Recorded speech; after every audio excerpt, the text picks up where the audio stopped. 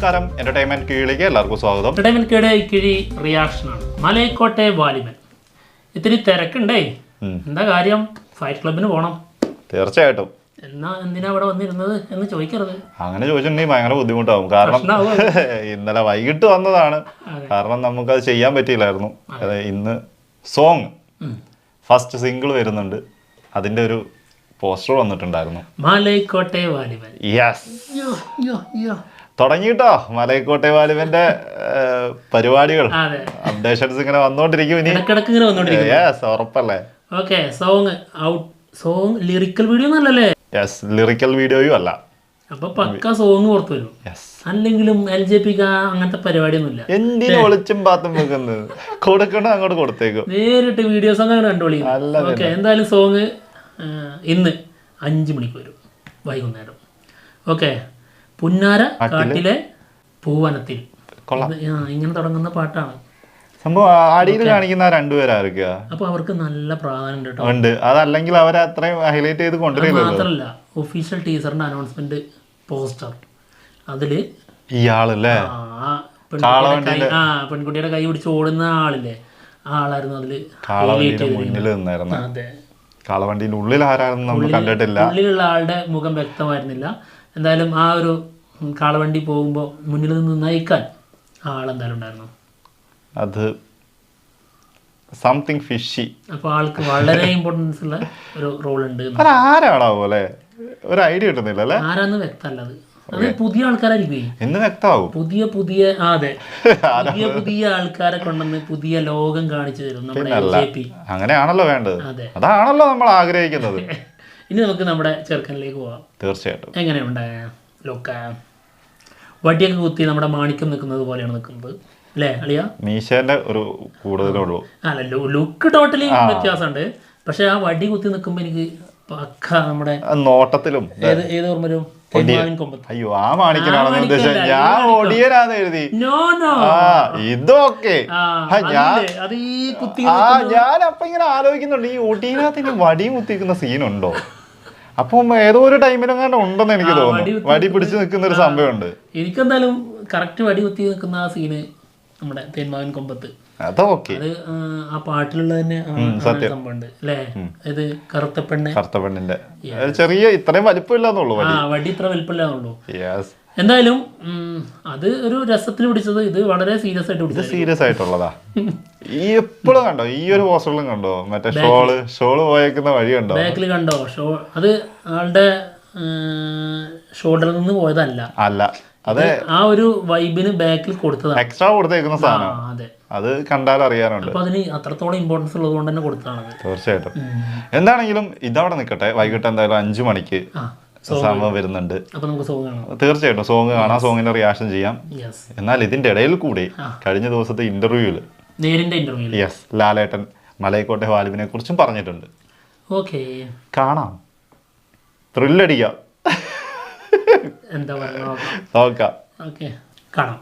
ഈ പറഞ്ഞ ഒരുപാട് ശീലങ്ങൾ ഉണ്ടാക്കിയ ഒരു പ്രതിഭാസം എന്ന പേര് കൂടി ലാലേട്ടനോട് അറ്റാച്ച് ചെയ്തിട്ടുണ്ട്. അവരും ലാലേട്ടൻ എത്രത്തോളം സീരിയസ് ആയാണ് കാണുന്നത്? അവർക്ക് ലാലേട്ടനിലുള്ള സ്ഥാനം എന്താണ് ആരാധകർക്ക്? തീർച്ചയായിട്ടും അത്തരം ആൾക്കാരുള്ളതുകൊണ്ടല്ലേ ഞാൻ ഇപ്പോഴും നിങ്ങളുടെ മുമ്പിൽ നിന്ന് സംസാരിക്കുന്നത്. തീർച്ചയായിട്ടും നമുക്ക് അവരോട് എന്താണ് സ്നേഹമാണ്. കാര്യം നമ്മളെ തീർച്ചയായിട്ടും അവരെ കണ്ട സിനിമകളിലൂടെയാണ് അല്ലേ, അല്ലെങ്കിൽ നമ്മൾ ചെയ്യുന്ന പ്രവൃത്തികളിൽ അവർക്ക് എന്താണ് ഇഷ്ടം എന്ന് അറിഞ്ഞിട്ട് ഒരുപാട് സിനിമകൾ അത്തരത്തിലുണ്ടാകും. അപ്പോൾ ആ സിനിമയ്ക്ക് ആവശ്യമായിട്ടുള്ള കാര്യങ്ങളൊക്കെ അത്തരം സിനിമകൾ ചെയ്യാം. ഇപ്പം ഈ സിനിമയിൽ അങ്ങനെ ചെയ്യാൻ പറ്റില്ല, ഈ സിനിമയിൽ ഇയാൾക്ക് മുണ്ടെടുത്ത് നടക്കാൻ പറ്റില്ല. അപ്പോൾ എല്ലാ സിനിമയും അങ്ങനെ ചെയ്യാനും പറ്റില്ല.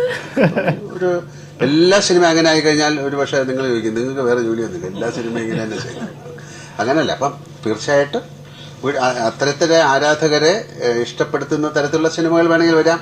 അപ്പോൾ ഇത് കഴിഞ്ഞിട്ടുള്ളൊരു സിനിമയുണ്ട് ഇപ്പം മലൈക്കോട്ടെ വാലിബൻ എന്നുള്ളത്. ഇതുവരെ കാണാത്തൊരു സിനിമയായിരിക്കാം. അതിലെ ആക്ഷൻ രംഗങ്ങളായാലും അതിൻ്റെ അകത്തുള്ള അതിൻ്റെ വിഷ്വൽ ബ്യൂട്ടിയൊക്കെ. ബറോസ് എന്നുള്ള സിനിമ എല്ലാം വളരെ ഡിഫറെൻ്റ് ആയിട്ടുള്ള സിനിമയാണ്. വീശ പിടിക്കുക എന്നൊക്കെ പറയുന്നത് എല്ലാ സിനിമകളിലും പറ്റില്ല. പിന്നെ അത്തരം കഥകളും ഇപ്പം അധികം ഉണ്ടാകാറില്ല. അപ്പം ആ ഒരു സമയത്ത് അങ്ങനത്തെ റൈറ്റേഴ്സ് ഉണ്ടായിരുന്നു, അത്തരം കഥകളുണ്ട്. ഇപ്പം ഈ സമയത്ത് ഇനിയിപ്പോൾ ഒരു ദേവാസുരം പോലൊരു സിനിമ വന്നാൽ അത് ശരിയാകുമോ ഇല്ലയോ എന്നുള്ള ഡൗട്ടുണ്ട് പലർക്കും. അതൊക്കെ ആ സമയത്ത് സംഭവിച്ചു പോയ കാര്യങ്ങളാണ്. അപ്പോൾ തീർച്ചയായിട്ടും ആ ആരാധകരോടെല്ലാം നമുക്ക് സ്നേഹം തന്നെയാണ്. നമുക്ക് പറ്റുന്ന സമയത്തൊക്കെ അവരുമായിട്ട് സംവദിക്കാനും ഞാൻ ശ്രമിക്കാറുണ്ട്. അതിപ്പം എന്നെ ആരാധിച്ചില്ലെങ്കിലും ഞാൻ അവരെ ഇഷ്ടപ്പെടും. ഇപ്പോ ലാലേട്ടൻ നേരത്തെ മലൈക്കോട്ടനെ കുറിച്ച് പറഞ്ഞാണ്, അതായത് 1927-28 കാലഘട്ടത്തിൽ കേരള സ്റ്റേറ്റിൽ ഒരു റെസ്ലിംഗ് ചാമ്പ്യൻ ഉണ്ടായിരുന്നു. നമുക്ക് കുറച്ച് പേർക്ക് അദ്ദേഹത്തെ മോഹൻലാൽ എന്നാണ് അദ്ദേഹത്തിന്റെ പേര്. അപ്പോ ആ രീതിയിലുള്ള ഒരു അവതാരമായിരിക്കും മലൈക്കോട്ടയിൽ നമുക്ക് കാണാൻ പറ്റുക. അത് മലൈക്കോട്ടെ വരട്ടെ, അതിന്റെ പ്രൊമോഷൻ പറഞ്ഞപ്പോ തീർച്ചയായിട്ടും അങ്ങനെ ഒരു യോദ്ധാവായിട്ടാണ്. അത് ഒരു കാലവും ഒരു ടൈം ആൻഡ് സ്പേസ് ഒന്നും ഇല്ലാത്തൊരു ഒരു കഥയാണത്. അത്തരൊരു സിനിമ ഇന്ത്യയിൽ ഉണ്ടായിട്ടുണ്ടോ എന്ന് തന്നെ സംശയിക്കാണ്. അങ്ങനത്തെ ഒരു സിനിമയാണ്. ഒരുപാട് ആക്ഷന് പ്രാധാന്യം കൊടുത്തിട്ടുള്ളൊരു കാര്യമാണ്. പക്ഷെ അതും ഒരു ഫിലോസഫിക്കൽ അല്ലെങ്കിൽ സ്പിരിച്വാലിറ്റിയിലേക്കൊക്കെ വേണമെങ്കിൽ പോകാവുന്ന സിനിമയാണ്. നേരത്തെ പറഞ്ഞേക്കാം. പിന്നെന്തോ, തീർച്ചയായിട്ടും നമ്മുടെ മനസ്സിലെ അങ്ങനെ തന്നെയാണ്. ഞങ്ങളുടെ ചർച്ചയില്, ഞങ്ങളുടെ ഒരു വീക്ഷണത്തില് അതൊരു സ്പിരിച്വൽ രീതിയില് തീർച്ചയായിട്ടും അത് ആ രീതിയിൽ കൊണ്ടുപോകാൻ പറ്റുള്ളൂ. എങ്കിൽ മാത്രമേ അങ്ങനെ ഒരു സ്റ്റോറി പറയാൻ പറ്റുള്ളൂ. സ്റ്റോറി നമുക്ക് അറിയാന്നല്ലോ പറഞ്ഞു. അതായത് നമ്മുടെ ഒരു വീക്ഷണം ഉണ്ടാവുമല്ലോ, ഓരോ സംഭവങ്ങളിൽ നിന്ന് നമ്മൾ ഡീകോഡ് ചെയ്ത് നമ്മൾ എത്തിയിരിക്കുന്ന ഒരു പോയിന്റ് ഉണ്ടാവും. ആ പോയിന്റ് വെച്ചിട്ട് നമുക്ക് മനസ്സിലാവുന്നത് അതിലൊരു സ്പിരിച്വൽ സംഭവങ്ങളൊക്കെ ഉൾപ്പെടുത്തി തന്നെ മുന്നോട്ട് പോകുന്ന സിനിമയായിരിക്കും. ഭയങ്കര ഇഷ്ടപ്പെട്ടെന്താ, യോദ്ധാവാണെന്ന് പറഞ്ഞ സാധനമല്ലേ. അതെ, അതുണ്ട്. പിന്നെ ഫൈറ്റിനെ കുറിച്ച് അതെ. പിന്നെ ആവശ്യമില്ലാത്തടത്ത് കയറി അഭിപ്രായം പറയരുത്. അതിന്റെ ഇടയ്ക്ക് കയറിയിട്ട് എന്തിനാണ് സ്ഥിതി? ആ ഒരു ചെറിയൊരു ചോദ്യമാണ് ചോദിക്കുന്നത്, അതിനുള്ള ഉത്തരം ലാലേട്ടൻ പറയാൻ റെഡിയാണ്. അതിന്റെ ഇടയ്ക്ക് കയറിയിട്ട് അത് അങ്ങനത്തെ സംസാരം വരുമ്പോഴാണ് നമുക്ക് വിചാരം എന്താണെന്നറിയോ, അതായത് ഒരു സിനിമയുടെ പ്രൊമോഷന്റെ ഭാഗമായിട്ട് വന്നിരിക്കുമ്പോൾ ആ സിനിമയെ കുറിച്ച് മാത്രം ചോദിച്ചാൽ അങ്ങനെയല്ല. വേറെ ഏത് സിനിമയെ കുറിച്ച് ചോദിച്ചാലും അത് ഭയങ്കരമായിട്ട് ആഘോഷിച്ചിട്ട് കൊണ്ടാടും. പിന്നെ അപ്പോ അതിലൂടെ ഇതിനല്ലേ പ്രൊമോഷൻ കിട്ടുന്നത്. അതിനും കൂടിയാണ് പ്രൊമോഷൻ വരുന്നത്. ഏത് സിനിമയെ കുറിച്ചാണോ ചോദിക്കുന്നത്, അല്ലെ ഏതാണോ പ്രേക്ഷകർ കൂടുതൽ കാത്തിരിക്കുന്നത്, അതിനെ കുറിച്ച് ഒരു ചോദ്യം വന്നാൽ ഈ സിനിമയ്ക്കും പ്രൊമോഷനാണ്, അതിനും പ്രൊമോഷനാണ്. പിന്നെ മാത്രല്ല, ഇങ്ങനെയൊക്കെ ചോദ്യങ്ങൾ ചോദിക്കുന്നത് എന്തിനാന്ന് വെച്ച് കഴിഞ്ഞാല് ക്യാപ്ഷനിൽ അതും ഇതും എല്ലാം കൊടുക്കാനാണ്.